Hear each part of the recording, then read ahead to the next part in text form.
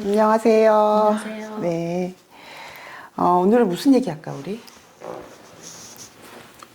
역마에 대해서 네. 궁금해하시는 분들이 역마? 많으셔가지고 역마살? 네. 역마살 그러면 이제 신살 개념이기는 한데요. 이제 그 살이라는 게 연지의 띠별로 인호술띠는 뭐가 역마살이고, 뭐 사유축띠는 뭐가 역마살이고, 이제 이런 거예요. 근데 역마살은 이제 그 형태가 다 생지로 되어 있어요. 그래서 굳이 뭐 띠를 중심으로 하지 않아도 뭐 두 가지 방법이 있는데, 띠를 중심으로 하거나 그건 연지죠. 일지는 이제 그 일간 중심의 일지를 중심으로 하거나 그렇게 해서 이제 두 가지 형태로 그 신사를 보는데, 그렇게까지 안 해도 인신사해만 있어도 우리는 그걸 역마라고 해요.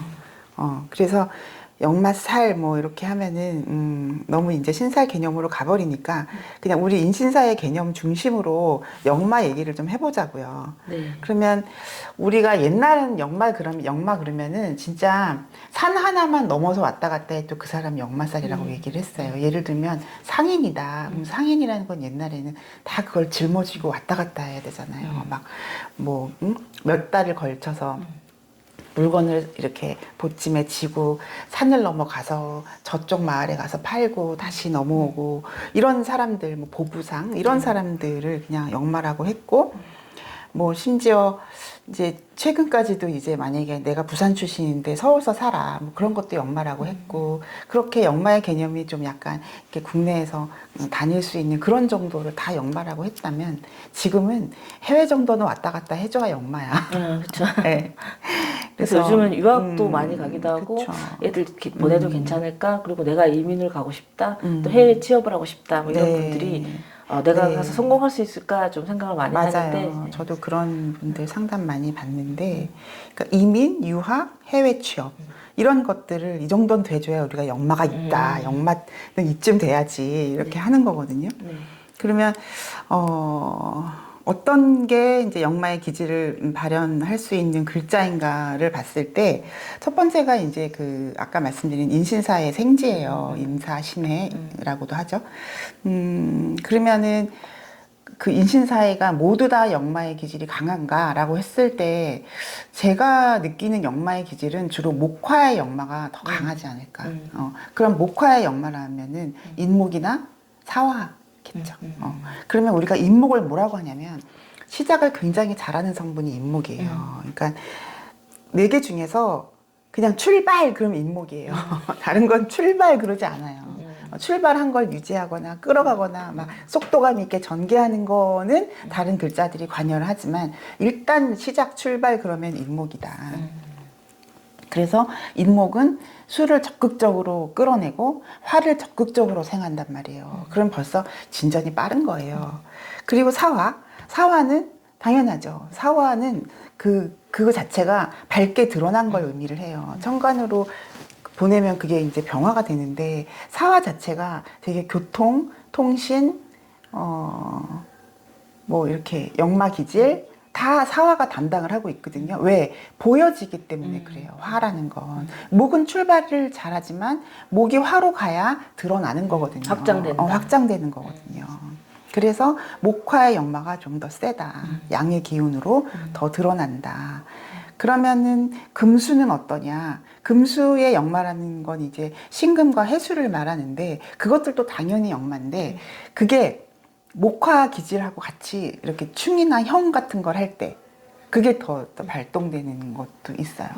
그냥 목화가 더 역마 기질이 센데 거기에 금수가 개입이 되면은 그 역마를 더 부추기는 개념이다. 이렇게 보시면 될 것 같아요. 그럼 우리 한번 볼까요?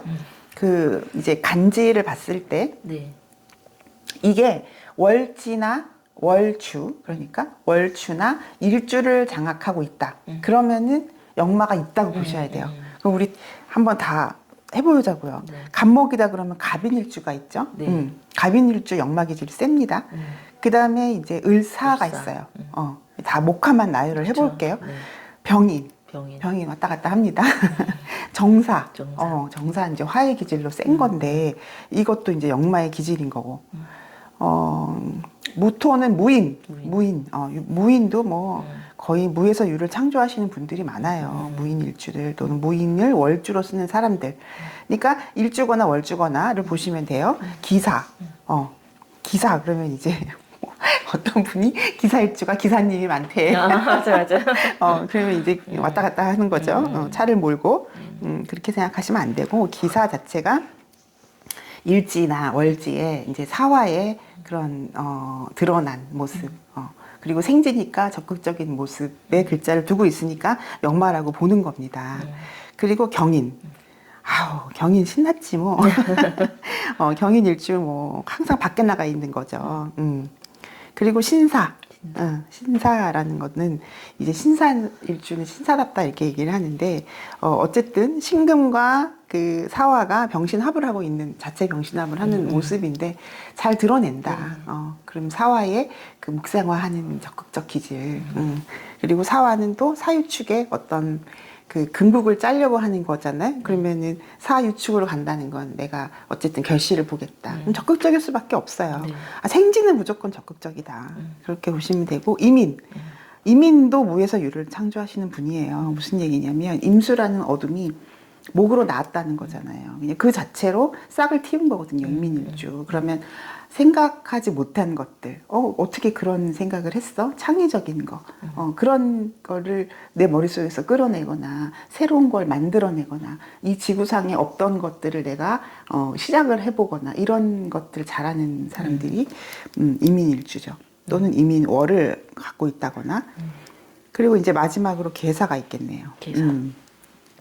계사도 굉장히 적극적이고, 계사라는 거는 천간지지가 다 조후하는 글자로 되어 있기 때문에 일단 분위기를 잘 맞추시는 분들이에요. 천간 계수는 조한 기운을 조후하고 있고, 일지사화는 따뜻하게 하고 있고, 그런 모습이다. 그래서 일주나 월주가 갑인을사, 병인정사, 무인기사, 경인, 신사, 이민, 계사 이렇게 되어 있으면 역마 기질이 있네요 라고 하면 돼요. 실제로 맞고. 아까 지은쌤이 저한테 검색을 해서라도 빨리빨리 찾아낸다라고 하셨잖아요. 요즘은 역마가 그냥 앉아서도 돼요. 왜냐? 손 안에 다 있거든. 그래서 적극적인 자세가 중요한 거기 때문에 이거 빨리 찾아보자. 이거 물어보자. 옛날 같으면 전화라도 해보자. 이게 이제 그 목화의 역마, 임목 사화의 기질이다라고 보시는 거죠. 그러면 그거 말고는 또 어떤 것들이 있느냐 봤을 때는 그 용신 또는 상신 이런 것들이 있죠. 용신, 상신 이런 격 이런 거의 개념은 어떤 거냐면은 사회적으로 쓰는 글자가 있어요. 내가 그러니까는 이제 월지가 신금인데 그 신금에서 경금이 투간을 했어. 근데 그게 연으로 나갔어. 그러면 그것이 관이든 재든 인성이든 그 격이 연으로 투출했다는 건 전체성을 띈다는 얘기예요.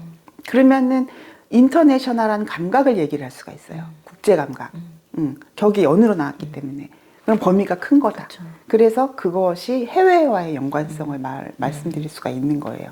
그래서 격투간이 연으로 되어 있는 분들은 좀 뭐 그 회사를 가더라도 좀 그 외국계 회사라든지 아니면은 브랜치가 전 세계로 퍼져 있는 회사를 간다든지 이런 것들을 보시면 돼요. 훨씬 더 능력을 발휘할 수 있겠죠. 그렇죠. 그래서 뭐 이제 학생이 그런 분이 왔다 그러면은 격이 연으로 나와 있으면 뭐 해외 가서 한번 해보세요. 해외 취업을 해보세요. 관 같은 게 연으로 나와 있으면 좋잖아요. 예. 인성 같은 게 또 연으로 나와 있다. 우리의 손흥민이 을목일간인데 연애 임신년생이니까 정인이 이렇게 나와 있어요. 네. 그러면은 국제적으로 인정받는 사람이네. 이렇게 통변 가능한 거예요. 그래서 그게 힘이 없거나 이러면 격도 아니고 뭐 이러면 아니지만 그게 굉장히 중요하게 쓰여지는 글자라든지 아니면 격으로 용신으로 쓰여지는 글자라면 충분히 해외 인연을 생각해 볼 수 있다는 거죠. 그리고 또 이제 어떤 것들이 있느냐. 연주에 비겁이 있는 분들이 있어요. 연간이든 연지든 비견 또는 겁재가 연을 장악하고 있는 분들이 있어요. 그러면 이제 그것도 어떤 확장성을 의미를 해요. 어떤 확장이냐? 내가 상대하는 사람들이 확장됐다는 뜻이에요. 연에 있으니까. 그러면은 내가 신금인데 연도 신금이야. 그럼 나랑 똑같은 사람이 연애에 있는 거잖아요. 근데 이제 그거를 또 어떻게 통변하냐면, 아, 뭐, 할아버지랑 똑같이 생겼네, 뭐, 할머니랑 똑같이 생겼네, 이렇게 얘기할 수도 있지만, 나랑 똑같은 그런 사람이 연애에 있다는 건 외국인과의 연관성을 얘기를 할 수가 있어요.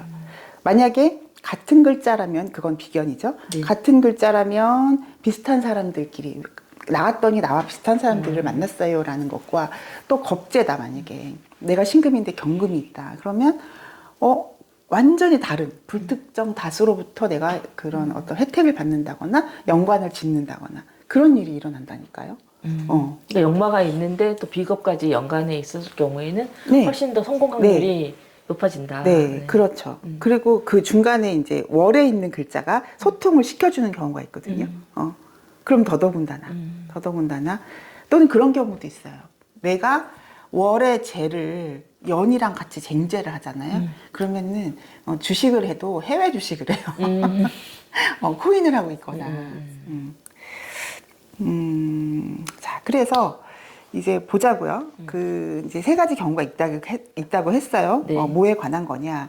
유학이나 해외 취업이나 이민이나 내가 이 역마의 기질을 그런 어떤 바다 건너서 해외로 나가서 쓸 수 있는 것들은 어떤 요소냐 봤을 때 첫째, 인신사회가 일지나 월지에. 왜 일지나 월지라고 얘기를 하냐면, 물론 뭐 시지나 연지에 있어도 그런 작용들은 일어나죠. 운에서도 많이 발생을 하니까. 그렇지만 일지월지가 가장 일간 입장에서는 원활하게 내가 친밀하게 쓰는 글자잖아요. 그렇게 봤을 때 일주나 월주가 지지 인신사회의 그 생지로 되어 있을 때 중에서도 목화, 인목과 사화로 되어 있을 때 그 역마 기질이 가장 강한 거고, 그 글자가 주변에 의해서 충이나 형을 하고 있을 때 그럴 때 또 기질이 더 극대화된 거예요.